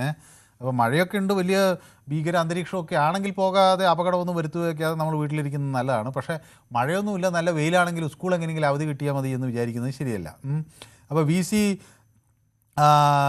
വി സി തോമസ് എന്നോട് പറയുന്നത് തമിഴ്നാട്ടിൽ അധികാര ദുരുപയോഗമല്ല, അഹങ്കാരമാണ് അവിടെ അധികാരത്തിലുള്ളവർക്ക് നടന്നത് എന്നാണ് പറയുന്നത്. അപ്പോൾ ഷിജു എന്നോട് പറയുന്നത് ഉദയനിധി ക്രിസ്ത്യസൈസ്ഡ് ഹിന്ദുത്വ നോട്ട് ഹിന്ദു എന്ന് എന്നോട് പറയുന്നു. കെ ജി കുമാറുണ്ട് കൊട്ടാരക്കരയിൽ നിന്ന്. K G Kumar, hello. തമിഴ്നാട്ടിൽ വിജയ് കൂടുതൽ കരുത്തനാകുകയാണെന്നാണ് ആളുകൾ എന്നോട് പറയുന്നത്. കെ ജി കുമാർ അതിനോട് യോജിക്കുന്നുണ്ടോ? അല്ല, ഈ അഴിമതിരഹിത ഭരണം കാഴ്ചവെക്കും എന്നുള്ളതാണ് ഇതുവരെയുള്ള ഒരു ഇത് വന്നിരിക്കുന്നത്. പിന്നെ ഈ പിന്നെ ഒരു ഈ കുറച്ചും കൂടി പക്വതയോടുകൂടി പിന്നെ പെരുമാറണമെന്നുള്ളതാണ് കാര്യം. പിന്നെ ഈ ഉദയനിധി മാരൻ എന്ന് പറഞ്ഞത് വളരെ മോശമായി പോയി. കാര്യം ഉദയനിധി മാരന്റെ അച്ഛനെ പണ്ട് ജയലളിത അറസ്റ്റ് ചെയ്തിട്ട് രാവിലെ പിന്നെ മറ്റേ ഹൈക്കോടതിയുടെ മുമ്പിൽ ആൽമരത്തിന്റെ ചോട്ടിൽ ഉച്ചവരെ ഇരുത്തിയിട്ട് തിരിച്ചു കൊണ്ടുപോയതൊക്കെ അദ്ദേഹത്തിന് ഓർമ്മ കാണും എന്നറിയാം. പിന്നെ സദാചാരത്തെക്കുറിച്ച് സംസാരിക്കാൻ യാതൊരു അർഹതയും ഈ ഉദയനിധിമാരനോ അവരുടെ കുടുംബത്തിനോ ഇല്ല. കാര്യം അച്ചാച്ചൻ 3 കല്യാണമാണ് കഴിച്ചിരിക്കുന്നത്. അപ്പോഴെന്ന് പറഞ്ഞു കഴിഞ്ഞാൽ പറയുന്ന വാക്കിനൊക്കെ ഒരു സഭ്യത വേണം. കാര്യം എന്ന് പറഞ്ഞാൽ പ്രതിപക്ഷ നേതാവ് എന്ന് പറയുമ്പോൾ വെറും ഒരു ലോക്കൽ നേതാക്കന്മാർ തമിഴ്നാട്ടിൽ വളരെ മോശമായിട്ട് രാഷ്ട്രീയ പ്രതിയോഗികളെ പറ്റി സംസാരിക്കാറുണ്ട്. ഞാൻ പലപ്പോഴും ഇതേ ഒരു നീക്കം സാധാരണക്കാരിയായ ഒരു തമിഴ്നാട്ടിലെ സ്ത്രീക്ക് നേരെ ഒരു പരാമർശം ഉണ്ടായാൽ ഇതേപോലെ ഈ സർക്കാർ ഇടപെടുമോ ശ്രീ കെ ജി കുമാർ? ഇല്ല, ഇത്ര ഇതിൽ വരത്തില്ല. കാര്യം എന്ന് പറഞ്ഞു കഴിഞ്ഞാൽ ഇതിപ്പോ തൃശ ആയതുകൊണ്ടും പിന്നെ വിജയ്ക്ക് ശരിക്കും കൊണ്ടതുകൊണ്ടും ആണ്. വിജയ്ക്ക് ഒരു ഷോക്ക് പോലെ ആയി കാണും. അതുകൊണ്ടാണ് വിജയ് ഇപ്പം ഇങ്ങനെ ചെയ്തത്. പക്ഷെ ഈ ഉദയനിധി എന്ന് പറയുമ്പോൾ ഈ പ്രതിപക്ഷ നേതാവ് ആണ് എന്നുള്ള ആ പക്വത കാണിക്കണം. കാര്യം പ്രതിപക്ഷ നേതാവ് ആവുന്നതിന് മുമ്പ് പല സ്റ്റേറ്റ്മെന്റുകളും ഇറക്കിയിട്ടുണ്ട്. പക്ഷേ അപ്പോഴത്തെ പോലല്ല ഇത്. മുഖ്യമന്ത്രി പഴയ സ്റ്റേറ്റ്മെന്റ് ആണ് ഹിന്ദുത്വയെ അദ്ദേഹം അധിക്ഷേപിച്ചത്. അങ്ങനെ എന്തോ അത് അവസാനിപ്പിക്കണമെന്ന് അദ്ദേഹം പറഞ്ഞു. അതാണെന്ന് തോന്നുന്നു എല്ലാവരും. അല്ല സനാതനധർമ്മം പിന്നെ വളരെ സനാതനധർമ്മത്തെ കുറിച്ച് വളരെ മോശമായിട്ട് ഒന്നിലധികം പ്രാവശ്യം പറഞ്ഞിട്ടുണ്ട്. കാര്യം അങ്ങനെയൊക്കെ അതൊക്കെ എന്ന് പറഞ്ഞു കഴിഞ്ഞാൽ വളരെ മോശമാണ്. ഞാനിപ്പോ അത് വെച്ച് പറയുമല്ല, അതിന്റെ അടിസ്ഥാനത്തിൽ പറയുന്നതല്ല. പക്ഷേ ഏതായാലും സമയം അതിക്രമിച്ചുകൊണ്ടാണ് അങ്ങയുടെ അഭിപ്രായം വ്യക്തമാണ്. അപ്പം ഞാൻ ഈ ബജറ്റിനെ കുറിച്ചൊന്ന് യൂട്യൂബിൽ പ്രേക്ഷകരുമൊക്കെ ആയി ചർച്ച ചെയ്തു. ഞാൻ അവരോടൊക്കെ ചോദിച്ചത് ഈ ബജറ്റ് പ്രതീക്ഷകൾക്കൊത്ത് ഉയർന്നോ എന്നാണ്. അപ്പോൾ വലിയൊരു ശതമാനം ആളുകൾ ബജറ്റ് പ്രതീക്ഷകൾക്കൊത്ത് ഉയർന്നു എന്ന് തന്നെയാണ് എന്നോട് പറയുന്നത്. 75% ആളുകൾ ബജറ്റ് പ്രതീക്ഷയ്ക്കൊത്ത് ഉയർന്നു. എന്നാൽ 25% ആളുകൾ കൂടുതൽ ഇതിൽ നിന്ന് വിജയിൽ നിന്ന് പ്രതീക്ഷിച്ചിരുന്നു എന്ന് പറയുകയും ചെയ്യുന്നുണ്ട്. അപ്പോൾ അജിത് കുമാർ മാറോളി എന്നോട് പറയുന്ന ആകാശത്ത് കാർമേഘം കാണുമ്പോഴൊക്കെ സ്കൂളുകൾക്ക് അവധി കൊടുക്കുന്ന പരിപാടി നിർത്തണം. ഈ ആഴ്ച ഇവിടെ 3 ദിവസം അവധിയായിരുന്നു, മഴ നന്നായി പെയ്തുമില്ല എന്ന് അജിത് കുമാർ എന്നോട് പറയുന്നു. അതേപോലെ രാജീവ് സ്വാമിനാഥൻ എന്നോട് പറയുന്നു ഗവൺമെൻറ് ആശുപത്രികളിൽ പ്രഷറിനോ ഷുഗറിനോ ഒന്നും പോലും മരുന്നില്ല, ഇനി വെള്ളം ഇറങ്ങിയാൽ പകർച്ചവ്യാധികൾ വരും, ആരോഗ്യമന്ത്രി ശ്രദ്ധിക്കണം എന്ന് എന്നോട് രാജീവ് സ്വാമിനാഥൻ എന്നോട് പറയുന്നു. അപ്പോൾ ഖത്തറിൽ നല്ല ചൂടാണ് ബായ് എന്ന് എന്നോട് ഫിദാസ് വേൾഡ് അവിടെ ഇരുന്ന് പറയുന്നു. ഖത്തറിലിരുന്ന് നമ്മുടെ പൊതുവേദി കാണുകയാണ്. ഇടുക്കിയിലുള്ള ഒരു